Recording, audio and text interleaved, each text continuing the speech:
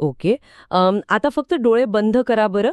मी ना ही पट्टी बांधतीये डोळ्यांवर आणि आता एक एकदम खतरनाक आणि भन्नाट सरप्राईज मिळणार आहे. अहो, 1 मिनिट थांबा. हे अजिबात सुरक्षित वाटत नाहीये मला. म्हणजे हात पाय बांधून आणि डोळ्यांवर पट्टी बांधून असं कोणतं सरप्राईज मिळतं? अहो पण नाही म्हणजे इथे तर आपल्या नैसर्गिक प्रवृत्तीने किंवा ज्याला आपण सर्व्हायव्हल इन्स्टिंक्ट म्हणतो त्याने इथून पळून जा असं मेंदूला सांगायला हवं ना.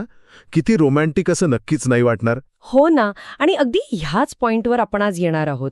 कारण एका सामान्य मेंदूला हा एखाद्या अपहरणाचाच प्रकार वाटेल.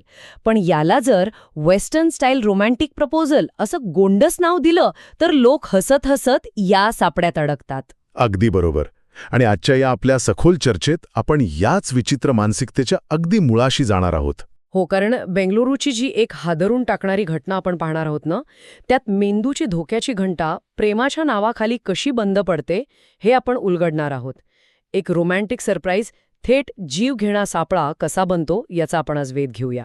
हा विषय म्हणजे एकाच वेळी खूप गुंतागुंतीचा आहे आणि मानवी मानसशास्त्राचे अनेक गडद पैलू समोर आणणार आहे. तर बेंगळुरूच्या या घटनेची सुरुवात अशी होते की एक मुलगी तिच्या बॉयफ्रेंडला सांगते की मला तुला वेस्टर्न स्टाईलनी प्रपोज करायचंय आणि एक भारी सरप्राईज आहे.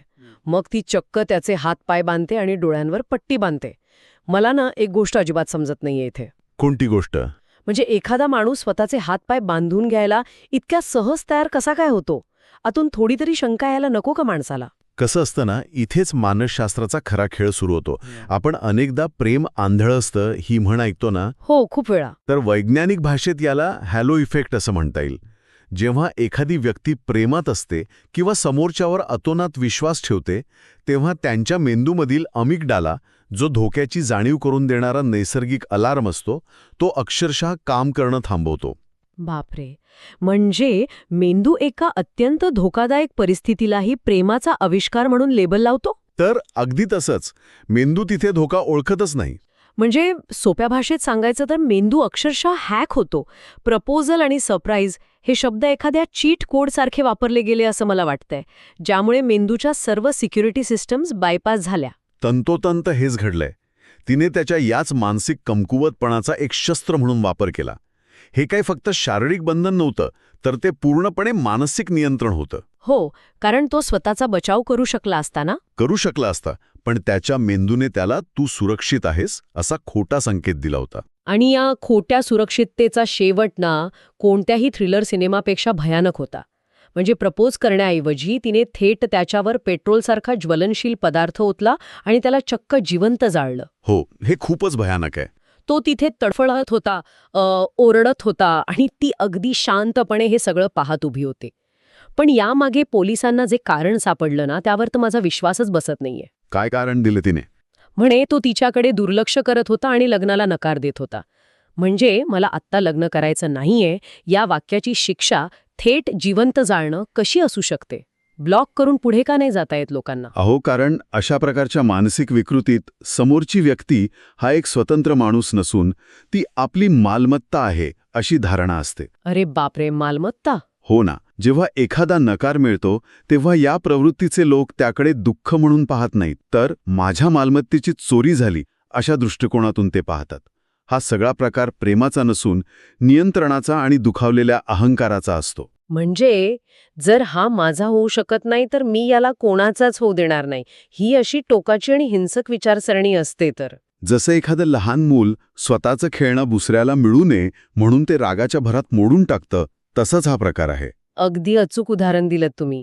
फक्त इथे खेळण्याऐवजी एका माणसाचा जीव होता.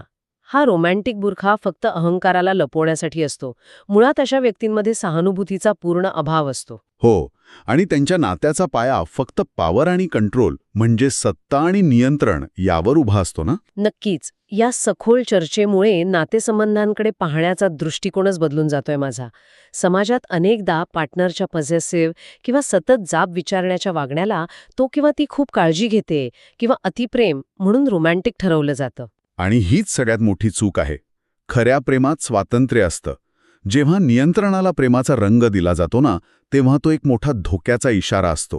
हो, बेंगळुरूची ही घटना अत्यंत टोकाची असली तरी त्यामागील नियंत्रण म्हणजेच प्रेम ही मानसिकता आजूबाजूला सहज पाहायला मिळते. खरंय, म्हणून अतिप्रेम आणि वेडेपणा यातली सीमारेषा नक्की कुठे संपते हे ओळखणं गरजेचं आहे. अगदी बरोबर. त्यामुळे या संपूर्ण घटनेतून एक अतिशय महत्त्वाचा प्रश्न उभा राहतो, ज्यावर आपण सर्वांनी विचार करायला हवा. आपण अनेकदा समोरच्याच्या कंट्रोलिंग वागण्याला किंवा त्यांच्या अतिरेकी रागाला खूप जास्त प्रेम समजण्याची घुडचूक तर करत नाही ना? हां, नक्कीच अंतर्मुख करणारा प्रश्न आहे. हो ना? ही सखोल चर्चा जास्तीत जास्त लोकांपर्यंत पोहोचायला हवी, जेणेकरून डोळ्यांवरची ही प्रेमाची पट्टी वेळीच उघडेल आणि अशा सापळ्यांपासून लोक स्वतःला वाचवू शकतील.